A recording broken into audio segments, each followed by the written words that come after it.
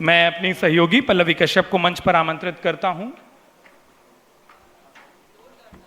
अगले सत्र के लिए, जिसमें उनके साथ होंगी शुभ्रा शुक्ला जी, नीलम शर्मा जी, स्वाति सक्सेना जी, कविता चैतन्य जी। इस सत्र का नाम हमने दिया है ज्योतिष और विवाह योग। सबसे बड़ा सवाल जो अमूमन जब इस तरीके के विषय हम रखते या बोलते हैं, कब बजेगी शहनाई हो जाता है, और वही एक सवाल है जिसके उत्तर मेरी सहयोगी पल्लवी कश्यप हमारे इन विद्वत जनों से, शुभ्रा शुक्ला जी से, नीलम शर्मा जी से, स्वाति सक्सेना जी से और कविता चैतन्य जी से बातचीत के साथ रखेंगी, ढूंढेंगी। पल्लवी। नमस्कार। तो चलिए आज इस सत्र की शुरुआत करते हैं। इस सत्र का नाम है ज्योतिष और विवाह योग, कब बजेगी शहनाई। हर कोई ये जानना चाहता है कि उसकी शादी कब होगी, और सबसे खास बात कि जो होने वाली पत्नी या पति होंगे वो कैसे होंगे। कई लोगों की शादी में थोड़ी अड़चनें आती हैं, उन अड़चनों को कैसे दूर किया जाए। ऐसे कई सवाल हैं जिनके जवाब आज हम अपने इस खास पैनल में लेने की कोशिश करेंगे। मैं स्वागत करना चाहूँगी आदरणीय ज्योतिषाचार्य कविता चैतन्य जी का। मैं स्वागत करना चाहूँगी आदरणीय ज्योतिषाचार्य शुभ्रा शुक्ला जी का। मैं स्वागत करना चाहूँगी आदरणीय ज्योतिषाचार्य नीलम शर्मा जी का। आप सभी का बहुत बहुत स्वागत है। मैं कोशिश करूँगी कि जो महत्वपूर्ण बातें हैं वो इस सत्र में हम आसानी से लोगों तक पहुँचा सकें। मेरा पहला सवाल है प्रश्न कुंडली। ये प्रश्न कुंडली क्या है? क्योंकि अब ऐसे क्वेश्चंस भी होते हैं जैसे जिनका जवाब जन्म कुंडली से मिलता ही नहीं का क्वेश्चन है। तो आज की डेट लेके और इस समय जो टाइम हो रहा है, आई थिंक 6 बजने वाले हैं, 5:55 हो रहे हैं, 5:28। तो 5:28 का टाइम लेंगे, दिल्ली का प्लेस लेंगे और उसकी कुंडली बनेगी। तो ये उस क्वेश्चन का जन्म हुआ है। तो उस क्वेश्चन का किसी ने क्वेश्चन तो कोई कर रहा है मैरिज का, और हम अगर उस गोचर को, उस कुंडली को देखकर जवाब दे रहे हैं कि आपकी प्रोफेशन, आपका करियर, आपके बच्चे या कुछ, तो वो गलत है। क्योंकि उस प्रश्न की कुंडली बनी है तो उस प्रश्न का ही जवाब मिलेगा, उसके बाद वो उस कुंडली का वजूद खत्म हो जाएगा। मतलब प्रश्न के जन्म की कुंडली, ये बहुत दिलचस्प है। नीलम जी, एक सवाल मेरा आपसे है। शादी बहुत महत्वपूर्ण एक पड़ाव होता है किसी भी शख्स के जीवन के लिए। जो वैदिक ज्योतिष होते हैं, खास तौर से आप, शादी में कई तरीके के योग बनते हैं। किसी के योग नहीं होते तो उनकी शादी नहीं होती। क्या ये सब पहले से तय होता है?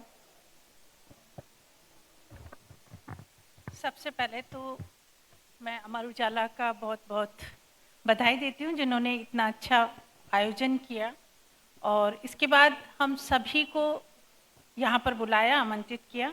अब आपका प्रश्न है कि शादी के योग कुंडलियों के अंदर बनते हैं, कैसे शादी अच्छी चलेगी या प्रारब्ध में, क्योंकि जीवन साथी एक ऐसी चीज़ है जो हम चाहें कि उसे जीवन साथी बना लें, ऐसा नहीं होगा। क्योंकि आप देखते हैं कि कितनी ऐसी शादियाँ जो बिल्कुल शादी के मोड़ तक पहुँच चुके होते हैं, जिसे हम प्रेम प्रसंग बोलते हैं, कि लगता है कि बस यही शादी होगी। लड़का लड़की दोनों ही ये सोचते हैं कि भाई हमें यही शादी करनी है, पर वो शादी के बंधन में नहीं बंध पाते, चाहे कारण कुछ भी हो जाता है। पर जो हमारी प्रारब्ध में जिसके को हमारे साथ आना है जिंदगी में, पहली बात तो वही पार्टनर आता है। चाहे हम कितनी भी कुंडलियाँ मिला लें, कितने भी योग देख लें, और मेरे पास लास्ट इतने सालों का अनुभव है कि कुंडलियाँ मिलाते हुए हम थक जाते हैं कि भाई कुंडलियाँ जिसकी नहीं मिल रही, इसमें ये दोष है, इसमें वो दोष है, और जहाँ शादी होनी होती है वहाँ सारे गुण फर्स्ट क्लास मिलते हैं, और लड़के को लड़की या लड़की को लड़का दोनों पसंद आ जाते हैं। क्योंकि खाली गुण मिलान पे ही काम नहीं चलता, या हमने कुंडली के और योग देख लिए कि योग बन रहा है, इनमें डिवोर्स योग नहीं है, या दोनों के संतान उत्पत्ति में दिक्कत नहीं है, ये सारी चीज़ें हम देखने के बाद करते हैं। पर अगर योग नहीं बन रहे तो दोनों को पसंद ही नहीं आते, वहाँ पर भी नहीं होते। इसका मतलब कि प्रारब्ध में ये सब फिक्स है कि आपके साथ किसको बंधना है। क्योंकि ज़िंदगी में बहुत बड़ा एक दूसरे के साथ का, जिसे हम कहते हैं कि लोग आजकल मजाक में बोल देते हैं कि जो पिछले जन्म में दुश्मन होते हैं उन्हें पार्टनर बना के भेज देते हैं। बट ऐसा नहीं है, पर पिछले जन्म में जरूर आप दोनों का ऐसा संबंध रहा होता है जिसके कारण वो आपका सप्तम भाव बनता है। और कुंडली में आप देखेंगे कि सप्तम भाव हमेशा अपोजिट होता है। अगर आप लग्न देखते हैं, सिंह लगन, जिसे हम सबसे पहले ही लेते हैं, सिंह लगन का जो स्वामी है वो सूर्य है, तो उसका सप्तम शनि मिलेगा, जो बिल्कुल नेचर वाइज अलग है। इसी तरीके से अगर तो आप वो पार्टनर होगा फिर। वो पार्टनर ही होगा आपका, अपने नेचर आपको वहाँ वही आपकी एनर्जी को पूरा करेगा मतलब positive negative attracts each other. Always. और सबसे बड़ी बात है कि जब ये दोनों होते हैं नेचर, क्योंकि एक जैसी नेचर, अभी पहले भी विद्वानों ने कहा कि एक जैसी नेचर या एक जैसे गोत्रों में शादी नहीं करते थे। अगर एक जैसी नेचर होगी तो वो भी नहीं चलती है, क्योंकि हमारी जो जनरेशन आगे सुधारने का काम ये शादी का बंधन करता है कि आपकी शादी अगर हो रही है तो जो आगे जनरेशन आएगी, जो हमारा पंचम भाव बनता है और वो एकादश बनता है सप्तम भाव से। तो सप्तम भाव में हमेशा देखेंगे अपोजिट राशियां ही आ रही होती हैं। जैसे कि अगर किसी की धनु लग्न है तो उसका सप्तम आपका बुध मिलेगा, यानी बहुत चाइल्डिश बिहेवियर मिलेगा। वो व्यक्ति बहुत मैच्योर होगा पर उसको जो पार्टनर है वो चाइल्डिश मिलेगा। ऐसे कर्क में भी आप देखेंगे वो बहुत चंचल है चंद्रमा, और जो उसका सप्तम भाव है वो शनि का है, वो बहुत मैच्योर मिलेगा।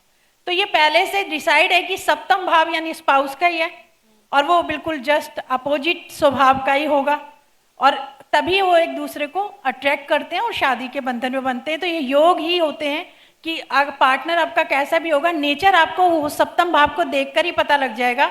बहुत से लोग जब हमारे पास आते हैं तो ये पूछते हैं हमारी जो शादी होगी वो कैसी होगी या कैसा होगा, वो आप सप्तम भाव देख के आप बिल्कुल आराम से डिस्क्राइब कर सकते हैं कि आपका पार्टनर इस तरीके की नेचर का होगा। जी शुभ्रा जी, मेरा एक बहुत महत्वपूर्ण सवाल है, चूंकि नीलम जी ने खुद इस बात का जिक्र किया। अगर मान लीजिए शादी किसी की कुंडली में है ही नहीं, विवाह का कोई योग है ही नहीं, कैसे ये सब डिसाइड होता है कि इसकी शादी कभी नहीं होगी, ये कैसे पता चलता है? सबसे पहले तो मैं अमर उजाला की पूरी टीम को धन्यवाद देना चाहूँगी, और 2 लाइनों से, क्योंकि आज सावन का लास्ट सोमवार है, भगवान भोलेनाथ का दिन है, जो कि आज हम अंतिम सोमवार का व्रत और पूजन अर्चन के साथ समापन करेंगे। तो मैं 2 लाइनें पहले भगवान शिव के नाम समर्पित करूँगी। शिव शिव शिव शंभो महादेव शंभो,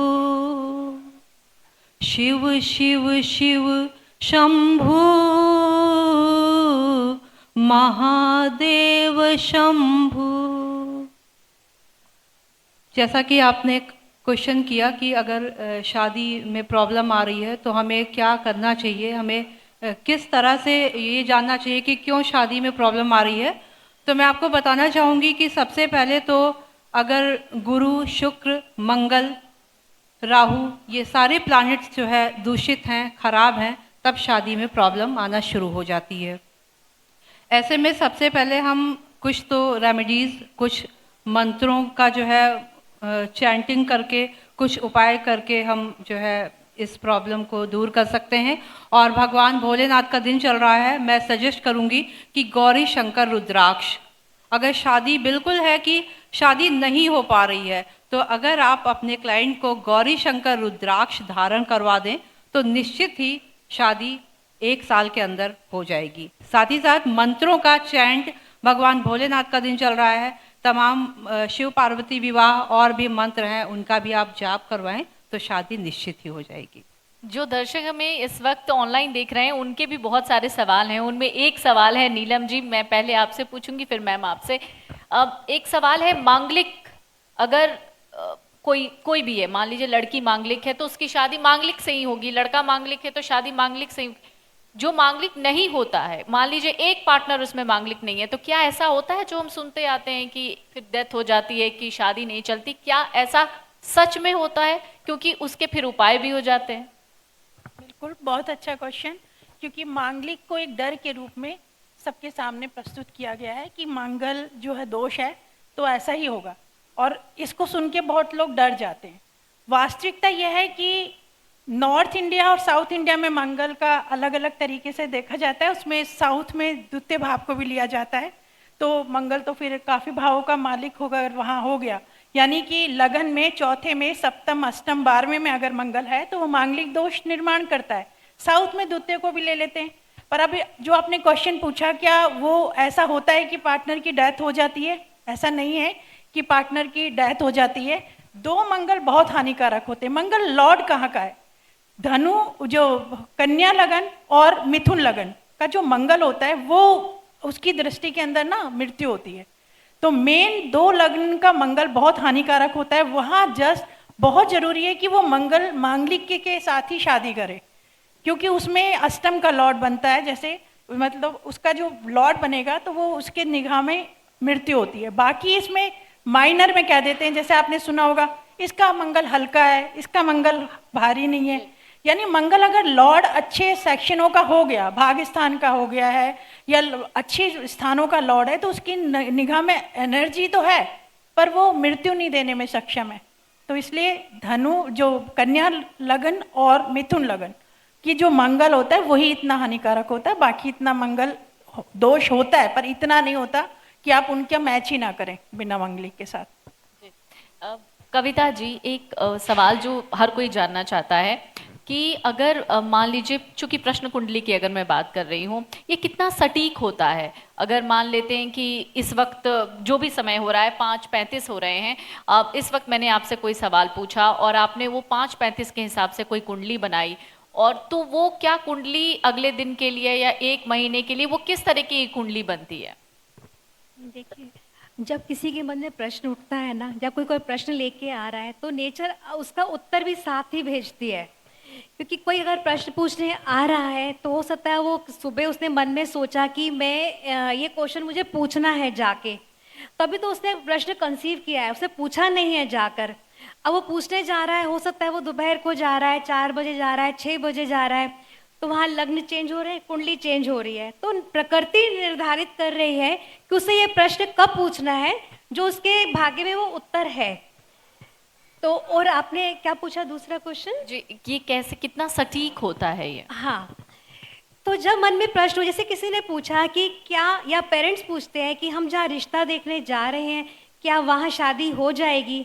यहाँ जन्म कुंडली से आंसर तो नहीं मिलेगा, ठीक है, जन्म कुंडली बता रही है कि उसकी शादी के योग चल रहे हैं, पर प्रश्न है कि क्या वहाँ शादी हो जाएगी या वो पार्टनर सुटेबल है। तो यहाँ प्रश्न कुंडली बहुत इफेक्टिव है और उसका ढंग से अच्छे से उसका निरीक्षण किया जाए।